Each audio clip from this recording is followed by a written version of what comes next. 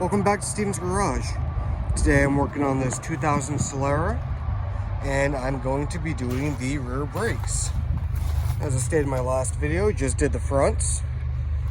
And for the rears, it's basically the same process if you watch that video. Once you get the car jacked up, the only tool you're really going to need is a 14mm socket and ratchet, C-clamp to compress the caliper, some anti-seize, as well as your pads and rotors. So let's get started. First thing you're going to want to do is take off the two 14mm bolts that hold the caliper on. Then afterwards, you are going to take off the two 14mm bolts holding the bracket on, and that way you can remove the rotor.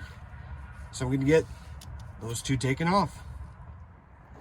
So I've got the caliper off, and I started to undo the bracket, and I couldn't get my ratchet up here, so I grabbed a little extension that has the wobbly end, just like that, just so I would be able to snake this in right here and not go right up against the bolt. So I'm gonna get this bracket off and pull the rotor off. So got the old rotor off, cleaned off the hub, put a little anti-seize on it, slap the new one on.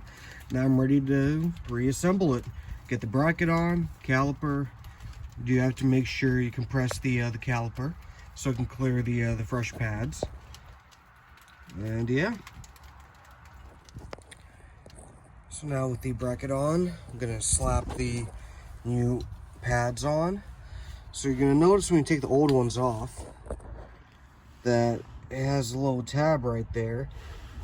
This one went on the outside.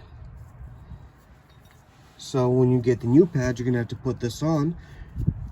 Just remember, it goes on the outside, like such. And take the new one, the back side, get it into position. Sorry. There you go. Now I'm going to compress the caliper using a C-clamp, which I will show you right here. I have it set up where I put the old brake pad right in front of it, just to help sit the C-clamp better. Now you just twist it down and compress the caliper in. And of course, don't forget to put a little anti-seize on both sides of the pad. So I got everything put back on, tightened down. I'm gonna put a little anti-seize right here, put the wheel on, and move to the passenger side.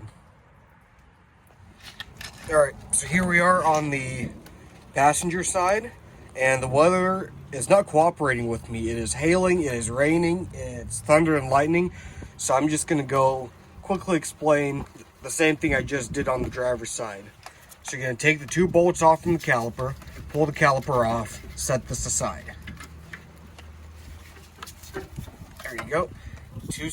Two bolts that hold the bracket on. Gonna pull these pads off. And then you can slide the rotor off.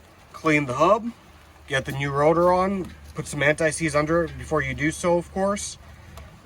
Put the bracket back on, slap the new pads in, compress the caliper, slide that on, tighten the bolts. See how quick I can do this.